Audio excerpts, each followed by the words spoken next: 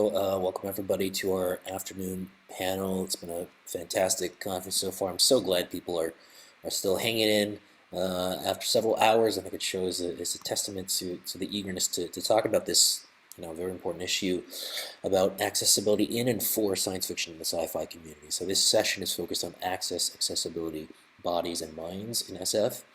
And what I'll do is have speakers introduce speakers in turn, after which each speaker will deliver their talk, and I'll let you know each of the speakers when you have a minute or so left. I believe we have one fewer panelists today, so each person has a bit more time, roughly 18 to 20 minutes or so. So just for everybody who's joining us for the first time, you can chat with everybody, both panelists and attendees, by clicking on chat at the bottom of the screen. And you can also pose observations and questions to the speakers by clicking on the Q&A when you click more and go to Q&A at the bottom of the screen. You can use chat and Q&A at any time during the session, but we won't begin responding until the discussion time after each person has presented. And if at all possible, we recommend you're using the Q&A feature as opposed to raised hands. Sometimes it can be difficult to catch a raised hand at the participants list. All right, so we're going to start with Jacob. Jacob Adler was a cataloger at the Paley Center for Media in New York for 6 years, and he's been working as the metadata cataloging librarian at Bronx Community College since 2017. And he'll be presenting Everything Herein is Fantastic, Accessibility and Inclusivity in Dungeons and Dragons. Thank you very much, Lucas. Thank you everyone for coming to my presentation. Let me just get my slides up here. Hopefully that's coming through. Okay. It's working. Thank you. Hello everyone, so good afternoon. Thank you for coming to my talk about Dungeons and Dragons and its history of accessibility and inclusivity. Now, Dungeons and Dragons needs little introduction in and of itself. It is what's called a tabletop role-playing game, perhaps the most famous one in the world throughout its history. It's a game in which players come together underneath the jurisdiction of a referee or dungeon master to engage in a shared fantasy scenario involving various game mechanics, usually focusing around a pseudo-European medieval setting. Now, developments in tabletop role-playing games over the years have gone by what I call two sort of different dimensions by which its access has been furthered. This is both in gameplay innovations, i.e. how the game is physically accessed and played between different players, and also conceptually about its own framework, about what its own inclusivity is and what it means. Now, Dungeons and Dragons is coming up on the 50th anniversary of its first publication in 1974. It's essentially the forerunner of all modern tabletop role-play games and similar types of genres. And there's many different games in which this sort of topic can be discussed. I've chosen Dungeons and Dragons specifically because of its huge level of visibility and influence, particularly in the past few years.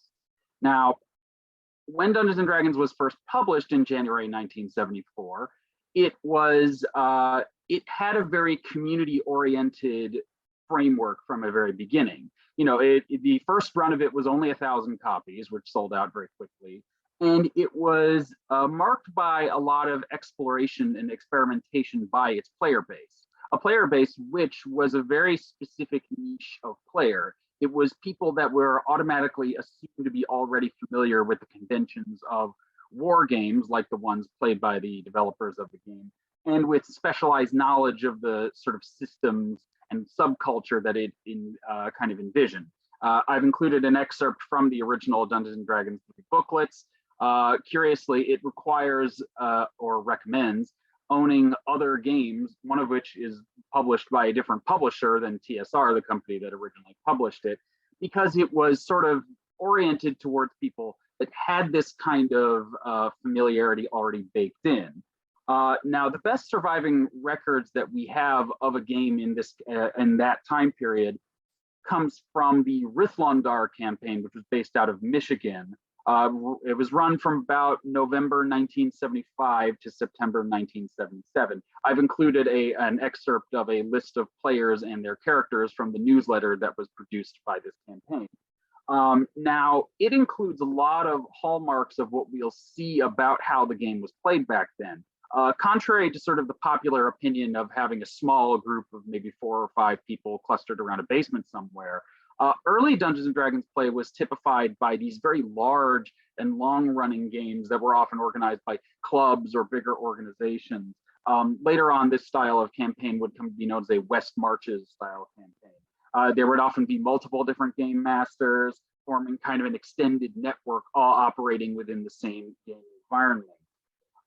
Now, during this time, understanding and coverage of the game from kind of a more mainstream perspective was very limited, as is typified with this news article from the Detroit Free Press, August 1976, about some of the players in the aforementioned Rithlandar campaign. The headline kind of bafflingly reading, Fazl battles orcs with giant beetle carcasses, which probably would not be particularly evocative of Dungeons and Dragons in 1976, and probably not today even. To illustrate this further, I have a quote from the article which states, 6 grown men are down on their hands and knees in a comfortable family room. They are gathered in a circle around some sort of game board. It isn't backgammon. So that gives you an idea that it was a very strange kind of niche thing. And the mainstream media really had very little conception or idea of how much this was going to affect the way that games were played. Now, as things moved on, one thing that you would find is that a lot of early computer and technology enthusiasts often overlap with tabletop role playing. I'm thinking in particular of things like Colossal Cave Adventure by Will Crowther, which was an early computer adventure game, or the Akalabeth and later Ultima series by Richard Garriott, both of which were very influenced both by the mechanics and kind of the fantasy milieu of Dungeons and Dragons. If from there, the publishers of the game took steps to increase its kind of visibility and how its systems and rules were accessed.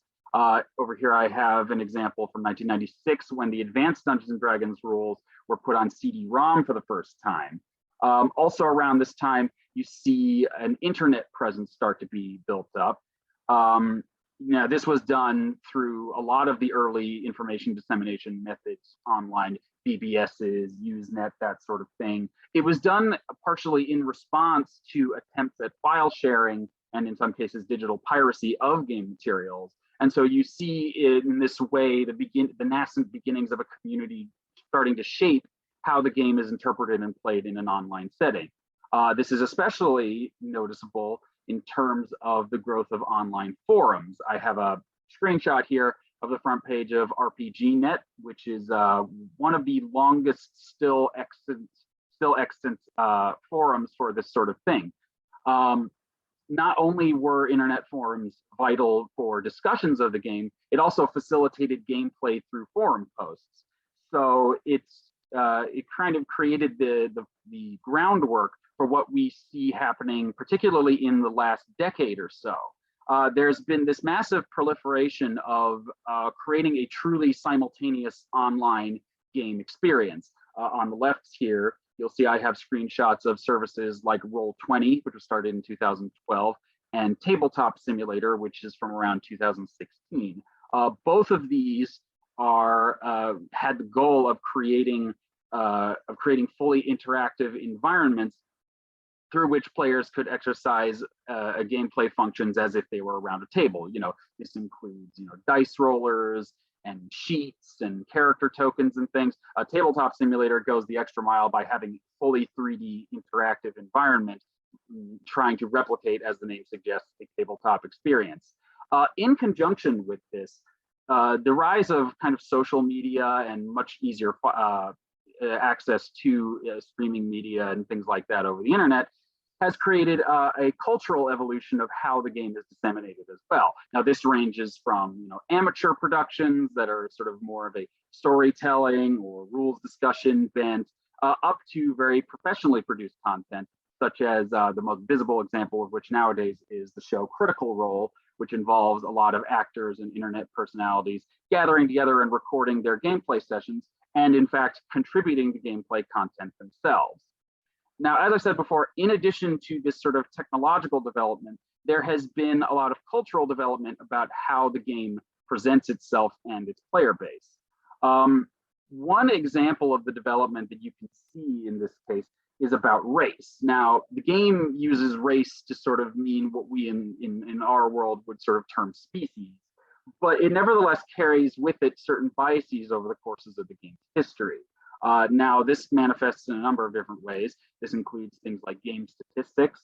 For example, orcs and half-orcs are portrayed as being inherently less intelligent than human beings, which is an unfortunate shadow of pseudoscience efforts like phrenology and things like eugenics. And this also manifests in an ethical way. The game has very famously has an alignment system to help determine the moral and ethical outlook of all of its various characters, whether they're good or evil. And some races are predisposed more towards good and others more towards evil. In addition to that, there are more visible ways in which the game kind of categorizes its conception of race. As you can see from the illustrations I provided over a lot of sort of the first half of the game's history, even though many of its races are kind of supposed to be these fantastical sort of creatures, they were almost always invariably portrayed as light-skinned, which slighting other interpretations via omission. Since the turn of the millennium, however, the game's designers, who are by and large have been very aware of these sorts of problems, have made efforts to address these issues both visibly and in the game's mechanics. Over here, I am showing illustrations from the latest version of the game, the 5th edition. On the left, you see the example picture they give for the human race, and on the right, the example picture they give for the fighter character class, which is perhaps the most commonly portrayed of all the different character classes. You will notice that both of them are portrayed by non-white individuals. In effect, this normalizes them within the context of the game's environment and its language. Now, keep in mind that this was always the province of the players themselves to define how these things will be presented. But the game and its designers are adapting themselves to the actuality of the play as envisioned by the game's players. And another way in which you would see this manifested is in the game's treatment of gender. Now, women were, of course, always a part of the game's player base from its very inception. Nevertheless, there was always an underlying attitude within the game materials of sort of dismissiveness to players that fell outside of a heteronormativity that is often stereotyped to be associated with Dungeons & Dragons players. Now, this dismissiveness manifested itself in ways both obvious and subtle. I've included an illustration of perhaps one of the most infamous examples of this, the strength table from the Advanced Dungeons & Dragons Player's Handbook, which presents different strength maximums for male and female characters. For example, a female elf has a maximum strength of 16. A male elf has a maximum strength of above 18 over 50, which is a significant statistical difference back then. Now, contrast this with the more modern approach to this very same topic. I've included an excerpt from the 5th edition Player's Handbook about sex, and I can read a little bit of it for you, where it says, you can play a male or female character without gaining any special benefits or hindrances. Think about how your character does or does not conform to the broader culture's expectation of sex, gender, and sexual behavior. It goes on to say, you don't need to be confined to binary notions of sex and gender, and finishes by saying, likewise, your character's sexual orientation is for you to decide. So there you have a very explicit endorsement of a number of different things, of non-binary characters, characters with unconventional gender identities, all sexual orientations, etc. Again, these matters were always under the province of player choice, but players in particular reacted to this passage very positively because it sort of actualized it actualized not only their own gameplay, but their own real world identities within the context of this game environment. It shows that they were sort of being respected. And I want to close by talking about the source of the title of my presentation, which is a passage from the original Dungeons and Dragons booklet from '74, which states, "In this light, we urge you to refrain from writing for rule interpretations or the like, unless you are absolutely at a loss. For everything herein is fantastic, and the best way is to decide how you would like it to be, and then make it just that way." I think that in one respect, the story of the history of Dungeons and Dragons is about it slowly living up to this revolutionary premise that there are no limits to what a shared imaginary experience, shared imaginary gameplay can be. And it's interesting to see how it's been and how it will be going forward. Excuse me, how it will be going forward in terms of what that means to both the players and the people who make this game. So I want to thank you all for listening to my talk, and I look forward to hearing from my fellow panelists. Thank you very much. Thanks so much, Jake. That was really fascinating. There's a lot to talk about there in the Q&A. So why don't we move on? And next, we're going to hear from Ryan Collis. Ryan is a second-year PhD student in education at York University in Ontario, Canada, who researches the creation of learning spaces for autistic students, and has been a high school teacher in the York Region District School Board since 2006, as well as a founding member of the editorial board of the Canadian Journal of Autism Equity. And his presentation is titled Autistic Speculative Imaginings, Accessing and Creating Minor Literatures. Thank you. Let me just get my screen share going.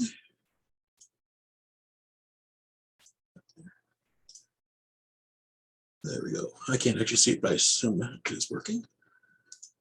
It's working. Great, thank you. So we've already done the introduction stuff, so let me move on to the first slide.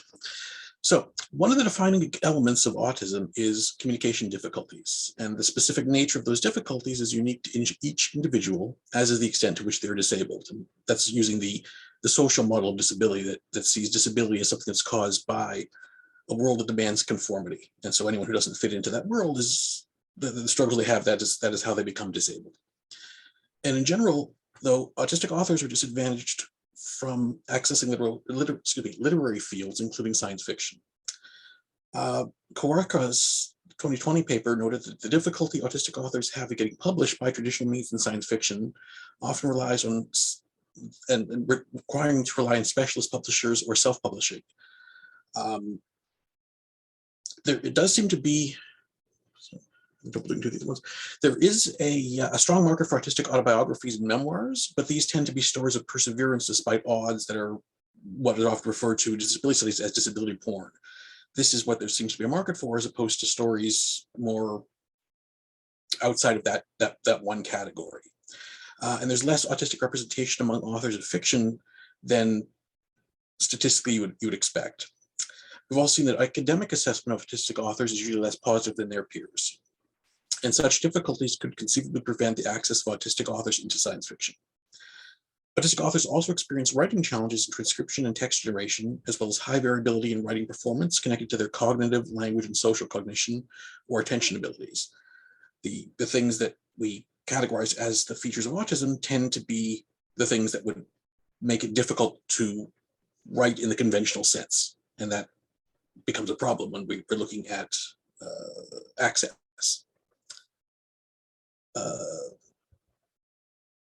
Sorry, I lost my place. Additionally, a study in 2021 looked for a link between creativity and autism, and they found that the proportion of creative people is lower in the autistic population than the general population.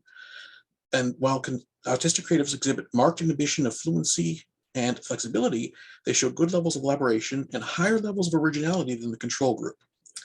So does this mean that the dearth of artistic science fiction authors is simply the natural result of the invisible hand of the market? Not publishing lower quality works?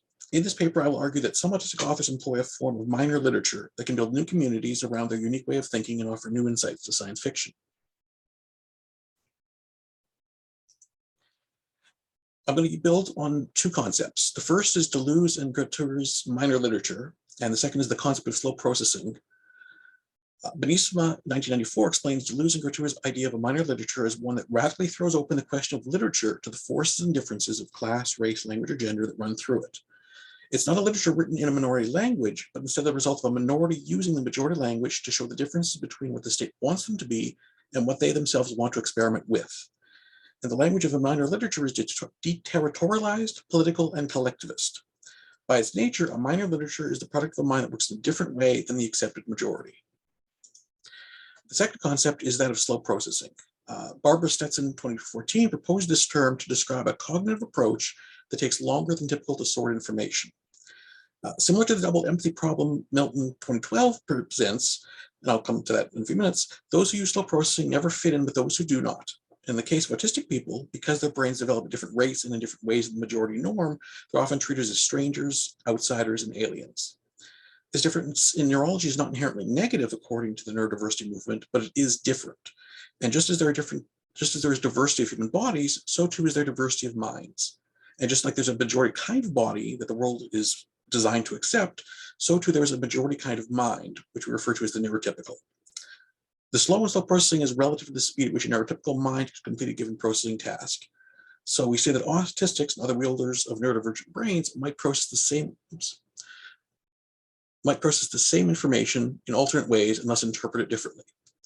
Because autistic authors process their environment differently than non-autistics, observing objects or stimuli that others might ignore, their writing locates innovative connections among the particulars upon which they focus.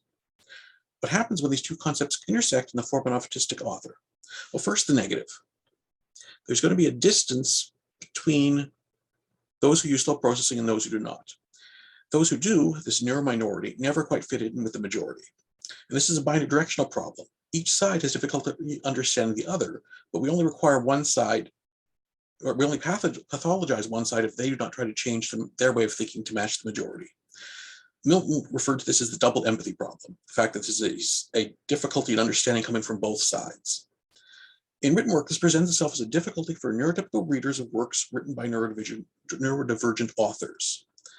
And a 2021 study found that educators did not value some aspects of work written by autistics, and those reading these works needed to develop their understanding of these differences in order to ensure work is fairly assessed. A 2019 study noted that in the 2019 introduction to a special issue focusing on supporting autistic writers noted there's a growing body of research on the challenges these writers face. Gillespie Lynch in 2020 found that autistic students' writing received poorer quality ratings than writing produced by non-autistic students. They were less likely to provide background information, exhibited difficulty staying on topic, and switched abruptly between ideas. Other research found that autistics tended to have a marked inhibition of fluency and flexibility, but a good level of elaboration, higher levels of originality than control groups, and made fewer grammatical errors, but struggled with perfectionist attitudes. So if autistic authors are creative perfectionists with good grammar but lack fluency and flexibility, but write in a confusing way, what is the positive? Well, it's here that we have to return to the idea of minor literature. Barbara Stetson argues that those who use slow processing are creating a form of minor literature using the language of the majority to create text that mimics their thought processes. And because of this, neurotypical readers who are conditioned to consume text without conscious effort hit a mental speed bump when reading these works and are forced, or at least encouraged, to also employ slow processing. Barbara Stetson claims that by using aesthetics and poetics to thwart readers' cognitive tendencies, this literature makes readers aware of their cognitive capacities. What we described above in the language of deficit, this lack of background, jumping from topic to topic, abrupt changes in ideas, can also be reframed as different literary techniques. Autistic authors also distribute salience differently, placing importance on objects or stimuli that others might not, and this creates innovative connections between the particulars on which they focus. Consumption of this minor literature fosters an inclusive literary community organized around and inclusive of unusual ways of processing and interpreting familiar information. Oh, something just exploded. Excuse me for 1 second. My PowerPoint just crashed. Wonderful.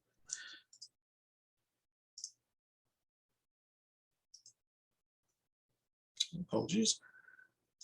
No problem. Share. It's not possible to determine the number of published autistic science fiction authors, but it is reasonable to assume it's not in proportion to the autistic population. It's also reasonable to assume that traditional gatekeepers to professional publishing are not autistic, and as shown above, those who do not use slow processing may find it difficult to read texts written by those who do, unless the author intentionally conforms to the standard rules of the majority. Authors who do not conform to the established modalities of science fiction, a genre with at least historical grounding in Western epistemological values of linear logic and consequence, will continue to face difficulties in accessing the field until their work is evaluated on its own merits, not measured against a neurotypical meter stick. Ada Hoffman, an autistic SF author whose novels are published by the United Kingdom-based independent publisher Angry Robot Books, but distributed worldwide through partnership with Penguin Random House, said in a recent interview, "In the science fiction book world, so many openly autistic authors are coming out into the scene that I'm starting to lose count of them all. Some have become finalists for our biggest awards, but the big publishing companies are the slowest to take notice. To my knowledge, in science fiction and fantasy for adults, we still haven't had an own voices author sell a book to any of the big 5 publishers. All of this activity and even the award nominations are coming from the margins. Most people read books and watch shows made by just a few companies, and it's those companies that need to start investing more in authentic, nuanced autistic stories. Those stories are already out there, they just need distribution." And that is what I have. Thank you so much. Wow, that was really fascinating, and it's going to enrich our conversation later. So thank you for that, Ryan. Our final presenter is Annette Koh. Annette Koh is a lecturer in the Department of Urban and Regional Planning at California State Polytechnic University, Pomona. Her work and teaching focus on the politics of participation, youth engagement, and placemaking. Her presentation is titled Urban Planning for Cyborg Cities, Thinking About Disabilities and Mobilities in Sci-Fi as an Urban Planner. Hello, everyone. I'm so delighted to be part of this panel. This has been really exciting and useful. I wanted to start off with just an encouragement. Just take 5-6 seconds to stretch, drink some coffee or water, rest your eyes for just a tiny bit while I pull up my presentation.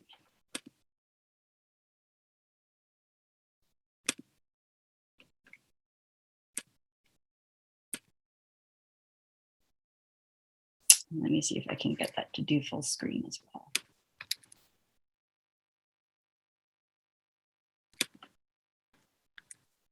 It does not. It's working. Oh, it is? Okay. Yep. Great. All right. All right, even with 2 monitors, there's a lot of frantic clicking around trying to find the right window. So I want to begin by saying this is a very exploratory foray into thinking how urban planners, both practitioners and scholars, can consider science fiction and speculative storytelling as a method for overturning ableist planning paradigms and bring the lessons of disability justice into the social and technological constructions of urban mobility. And I'm actually just going to go ahead and put the link to my Google Slides in the chat, if I can get to everyone, in case folks are working off of a tiny screen like I am usually.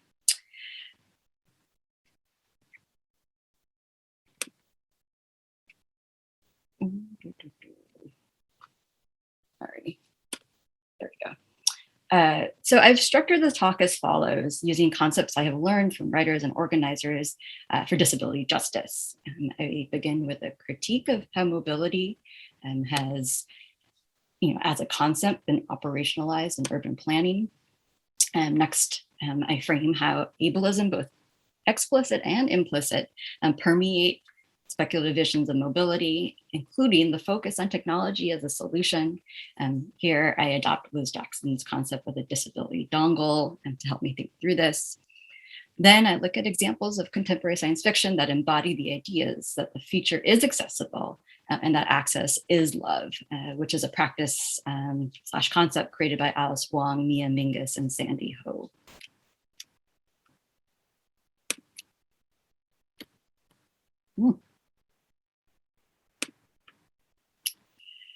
So urban planners narrate the future of mobility in terms of technology and efficiency. The shift away from privately owned cars running on combustion engines is absolutely essential. But the promises of frictionless travel through electric scooters, hyperloops, and self-driving cars center the convenience of the non-disabled and can literally block pathways for those using mobility aids.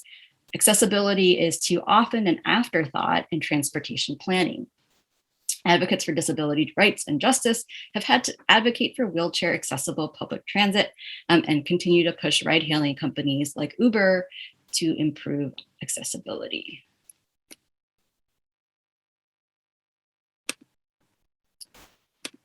And this disregard for disability in mobility planning has a unfortunately long and storied history.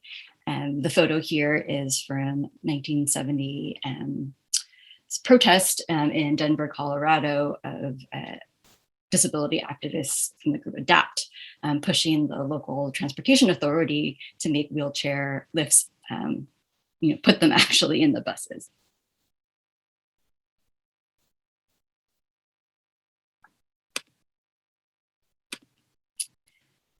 And the socio-spatial imaginaries found in science fiction stories can reinforce ableist logics instead of representing float chairs as an advancement in mobility aids. For example, Wally's fat-phobic representation makes them proof of mankind's degeneration. And I leave that quote from the editor, or then editor of PC World, as just an example of how this kind of permeates even understandings of mobility planning outside of science fiction.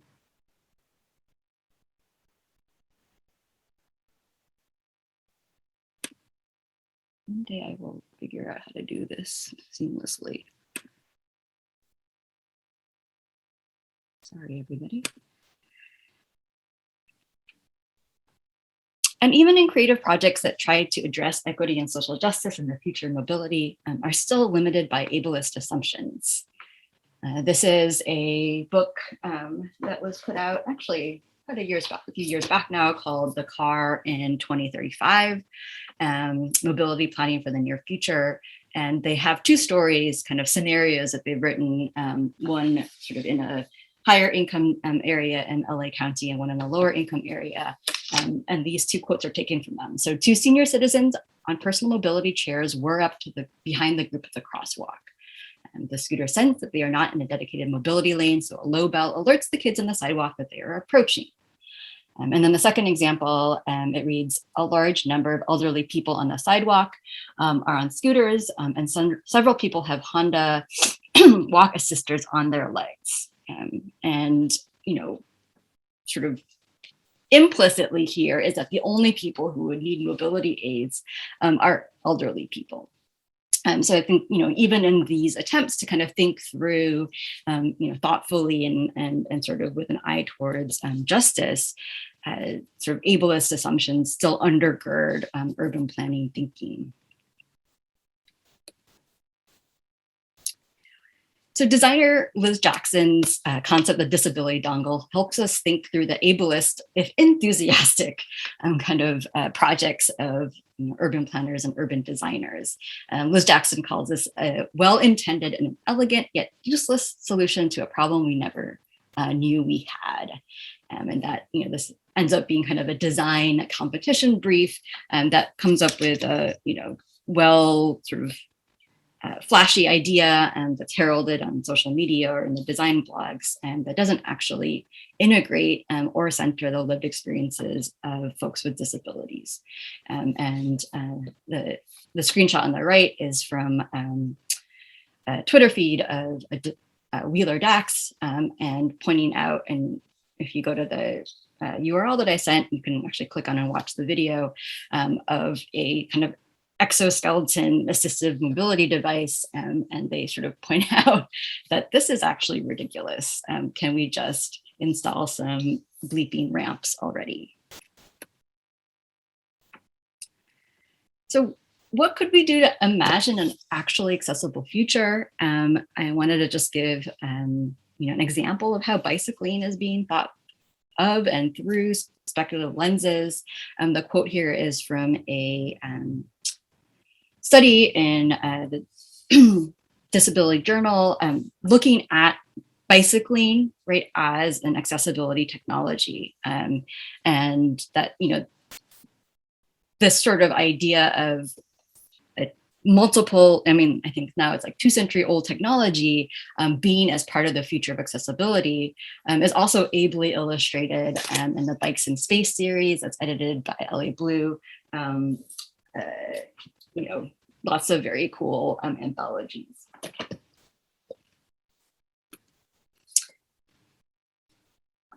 And so there has been a really delightful boom in science fiction anthologies that both deconstruct the ableist eugenicist tendencies in science fiction and make the accessible future sort of palpable and visible.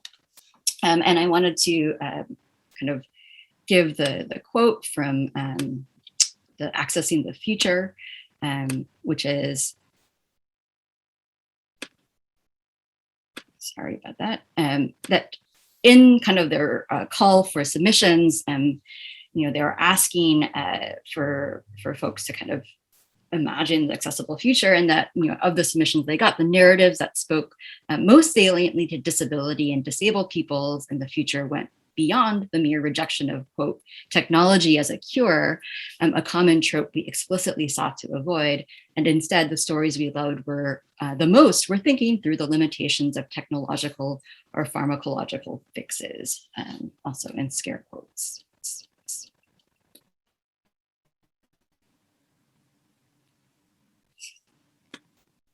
So this is from the special issue in Uncanny magazine, Disabled People Destroy Science Fiction. And, you know, really, I think this is the sort of introduction to the nonfiction section. So what would a world look like that did not disable you? What would a world look like that did not disable anyone? You think about how the honey ships are designed to be operated by those with claws, how when humans pilot them, they have to use prosthetics.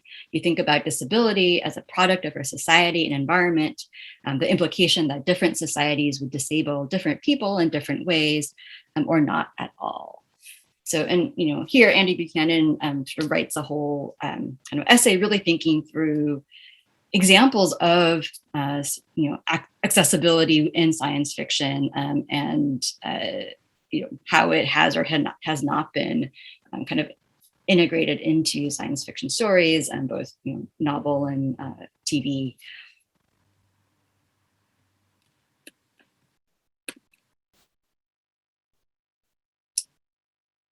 And then this concept of access is love, again, courtesy of Alice Wong, Mia Mingus, and Sandy Ho, I think really comes through as, I think, for me as an urban planner, the place where I'm, I guess, like seeing my own kind of gaps in my knowledge and sort of reframing how urban planning, urban design needs to be kind of practiced going forward.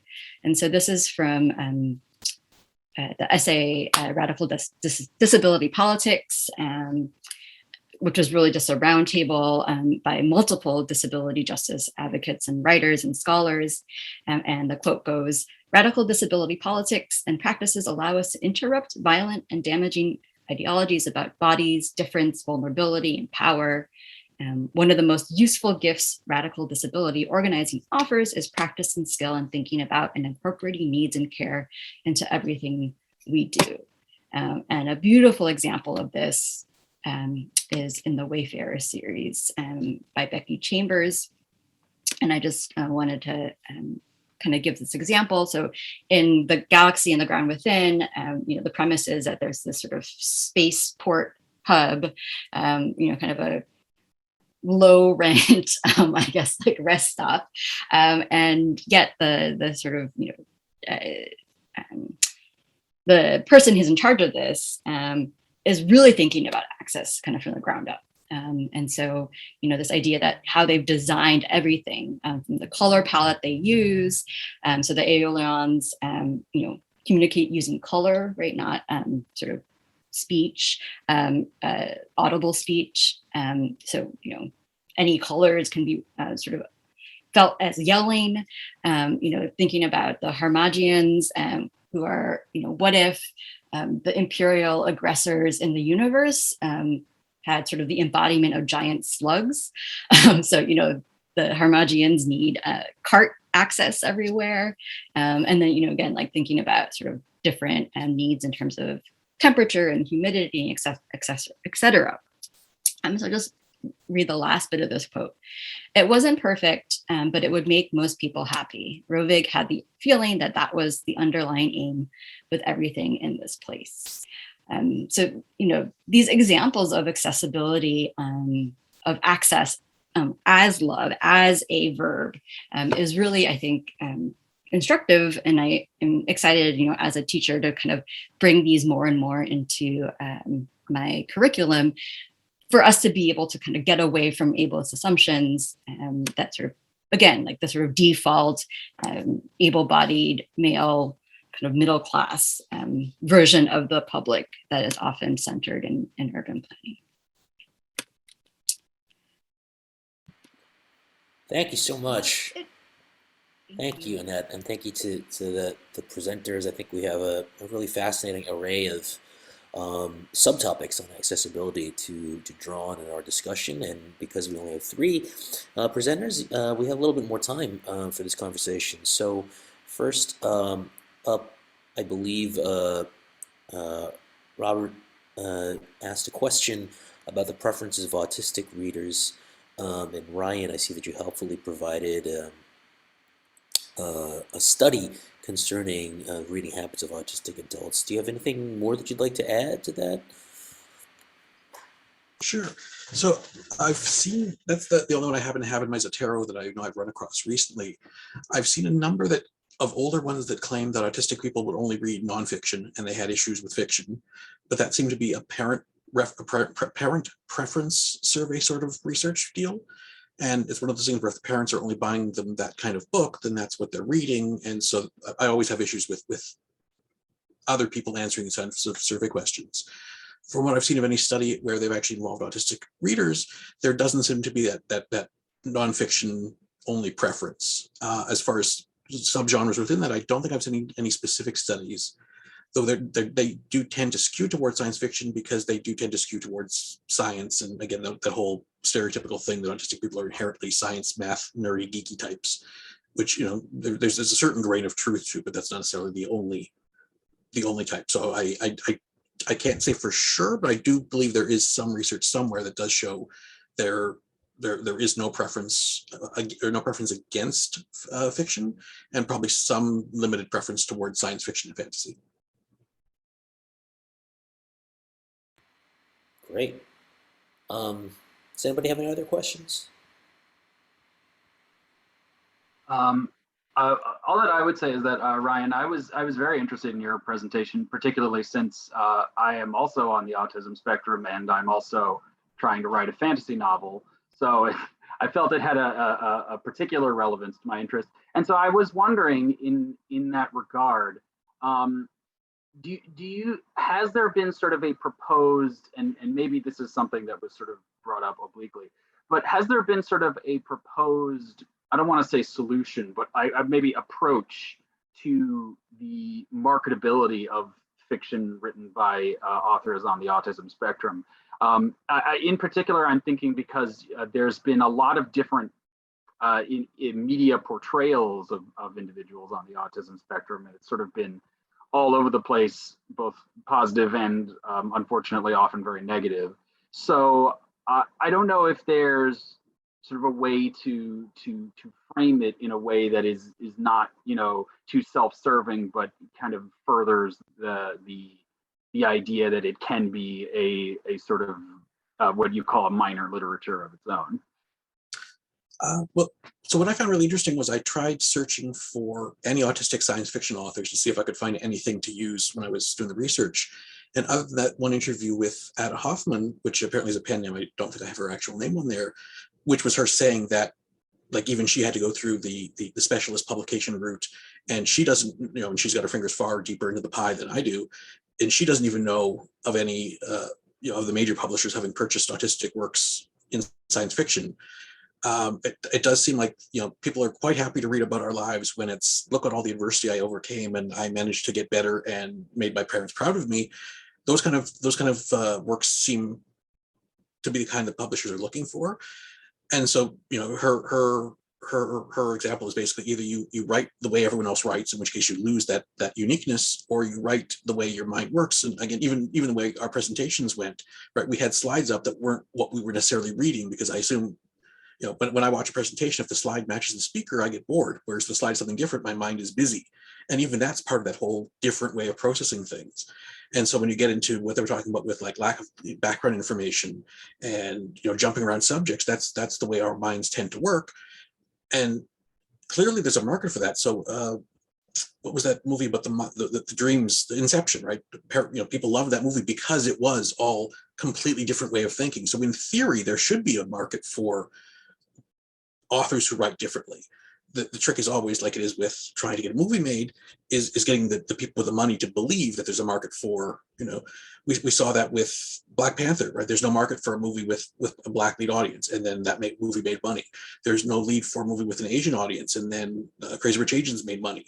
So I think it's one of those things where as soon as they publish an autistic author's fiction and people say, wow, this is a totally different way of reading fiction, then there'll be a bunch of people knocking at our doors. Well, not mine, that's not what I do, but I get to write about it, so that's still good.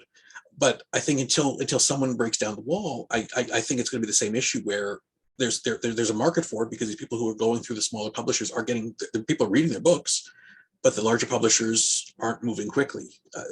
She's got a distribution deal with one of the larger publishers, but they're not that proud of her yet to like actually pay her directly. It's still like a secondary deal thing. So I don't know what's going to cause that to change. Thank you very much. So I have a question that for everybody generally, and it's so fascinating for me to hear about the new efforts to increase inclusivity, whether it's in Dungeons and Dragons or in the publishing community with regards to autism, or even in urban planning. Simultaneously, it seems evident that over the last few years, we have, of course, seen a kind of resurgence of these openly kind of reactionary, whether we would call them eugenicist or neo-eugenicist ideologies. And unfortunately, I'm thinking about Gamergate and the extent to which those elements are, still very much present. And I'm just curious what your thoughts are, just kind of on the ground, how you see the influence and spread of those ideas, and what's being done sort of to counter them in your respective areas.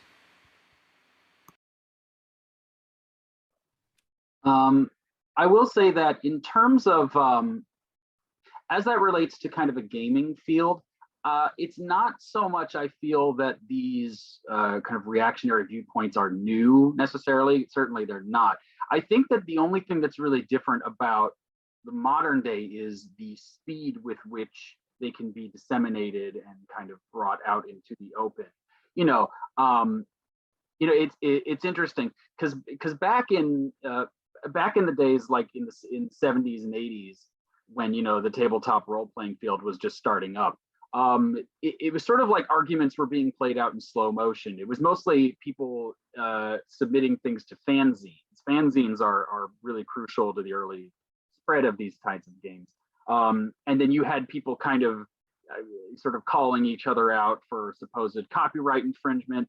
There was a famous piece that Gygax wrote that I think for Alarms and Excursions, which was in a big response to someone who was sort of arguing in favor of just photocopying game materials because they were prohibitively expensive.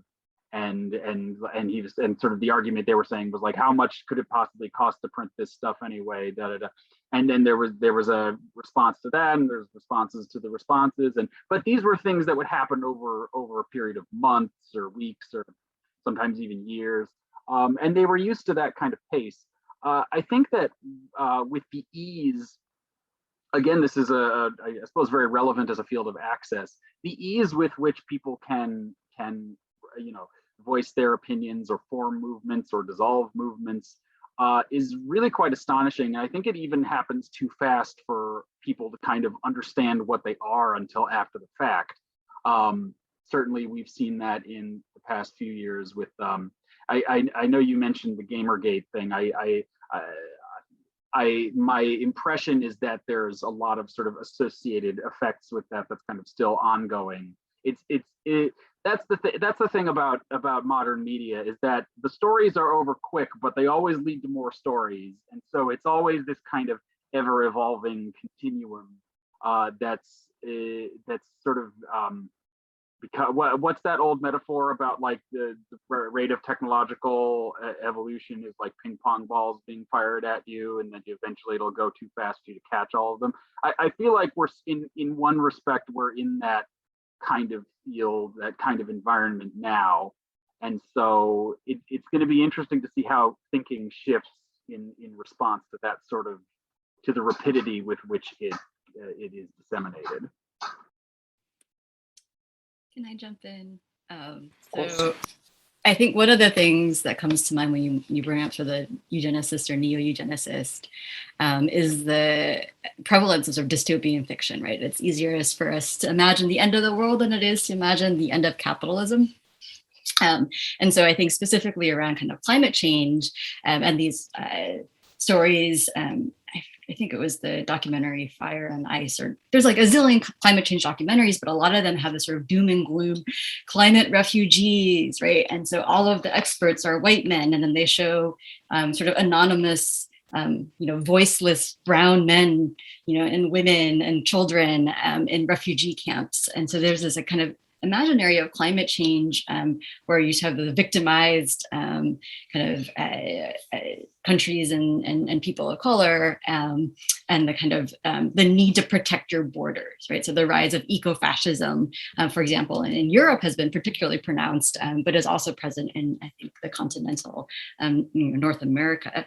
And I did want to point out that sort of disability advocates are quite concerned kind of in this realm, especially around climate change. A student of mine did her thesis research looking at the city of, California and cities are obligated or kind of incentivized rather to create climate adaptation plans.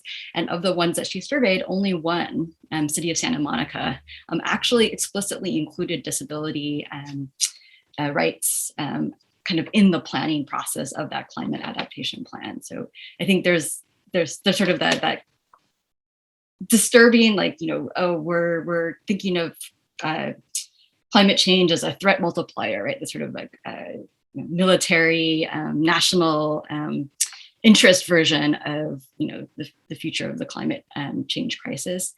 And that sort of automatically sacrifices those who are seen as unworthy, or whose bodies are not considered worth saving. Just to add on to that thought, we saw that with the whole banning plastic straws thing a few years ago. Disability advocates were saying, like, we need these to live, and people were saying, but the environment. And so we're more concerned about disabled people not having access to plastic straws than I think the most recent big one was a tanker dumping its entire load of oil in the water. So somehow that's not as big a concern as the plastic straws. And we know from the numbers, we know from the research, that it's not the individual contributions that are causing the problem; it's the industrial ones. But as Annette said, it's easier to just assume that capitalism can't be fixed. Therefore, those are just things that we can't touch. So we'll deal with individual straws and plastic lids on cups. And if disabled people aren't going to make it, well, that's just the way it is, I guess, right?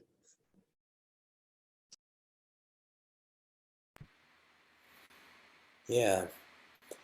Does anybody else care to either pose a question or add to this conversation?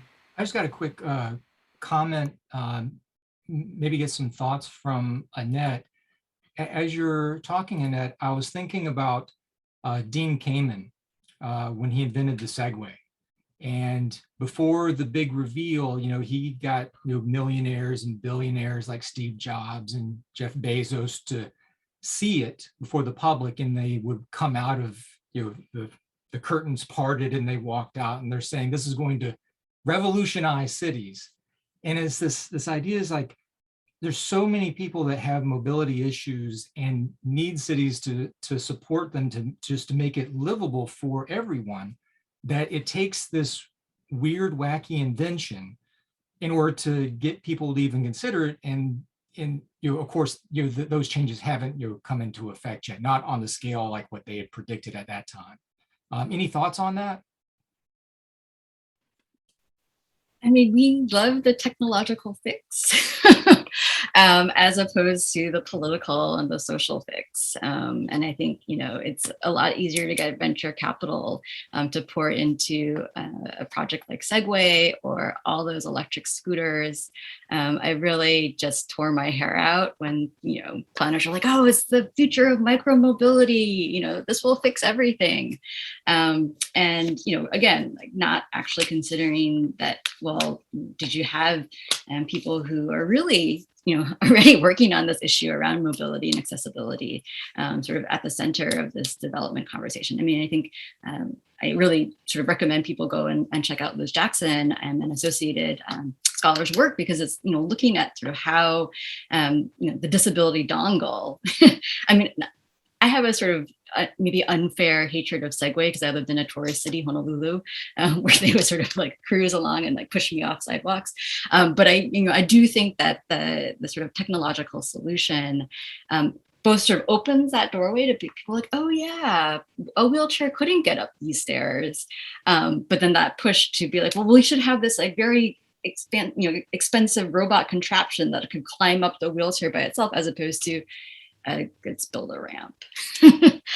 So I sort of err on the side of I think the technological focus is actually hampering our increased accessibility sort of as a whole. Cool, thank you.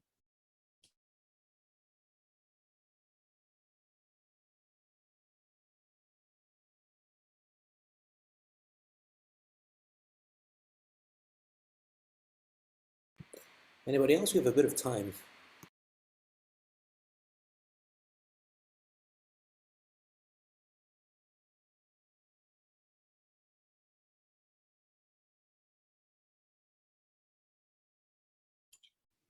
If not, I have a question for Ryan, and I know that Ryan, your presentation pertains to authors who might be, neuroatypical. I'm wondering what you see right now in terms of the depiction of neurodivergent or neuroatypical characters in speculative and sci-fi fiction. And I'm thinking about, obviously there is this long history of like the somewhat mystical savant character, right, who has access to these preternatural talents, and they're just beyond. And speaking as an Asian American, I actually see parallels between that and certain variety of like the model minority stereotype, and so I'm curious, do you think that there has been a shift in those kinds of tropes over the past, I don't know, decade or during the time in which you've been involved in activism? I have noticed, that there is a lot of research on that, and sort of summarizing a bunch of articles I've skimmed and some I've read.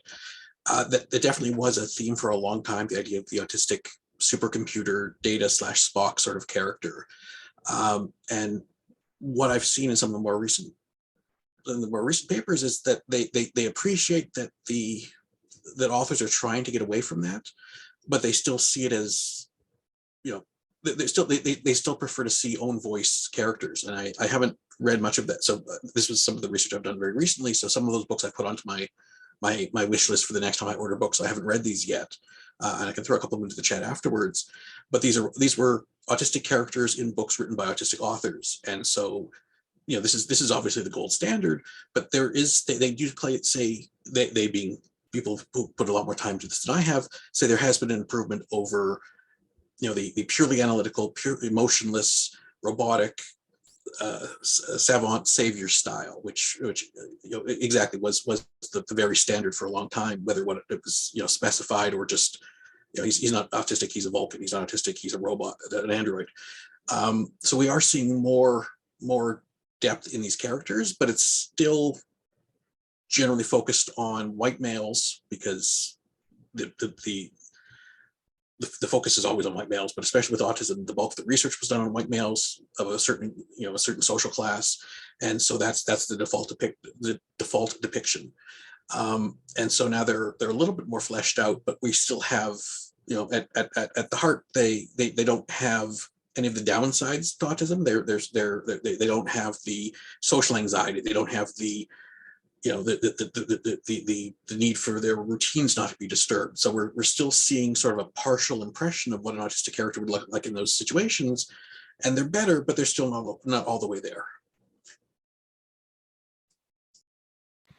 Interesting. So is it a matter of even autistic authors who are writing about autistic characters to some extent are still trying to figure out what a kind of liberated depiction of neurodivergent characters would look like?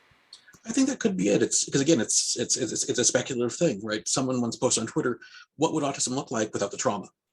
Because so many of the hallmarks of that they use for diagnosis of autism are trauma responses, and those are the result of being autistic in a world that isn't suited for that. So what would that look like if you didn't, growing up in a more inclusive world, in a world that accepted those sort of things? And I mean, we've sort of seen that with the pandemic has been just wonderful for this sort of research, because the autistic students are like, this is great. I get to, my son has never loved school this much. He still hates it, but he loves it much more than, doesn't even have to go in person, doesn't have to make small talk, doesn't have to leave the house. He can have a standard routine. This is all perfect for him. Meanwhile, the neurotypical students are not faring as well. And it's very much this interesting reverse. There was an article written by an autistic research group where more than half of the group were autistic and the other half were not. And they were mostly meeting online and using email as opposed to phones. And they actually had to provide assistance to the non-autistic people because they were communicating their non-preferred manner, whereas normally it'd be the reverse. And so what would that look like in an inverted world? Or, even if we can't get a perfect world, we're seeing sort of the inverted world with the result of the pandemic. And we've seen how that turned out. Some things, everyone's loved, and some things we can't wait to be out of this world and get back to normal. But some of us kind of like this better than normal. And some of us kind of like the idea of having this as an option. Well, certainly teachers who are faced with the question of whether they should go back to in-person teaching or not are asking these questions. In fact, probably more than a few people who are on this panel. Are there any other questions before we wrap up?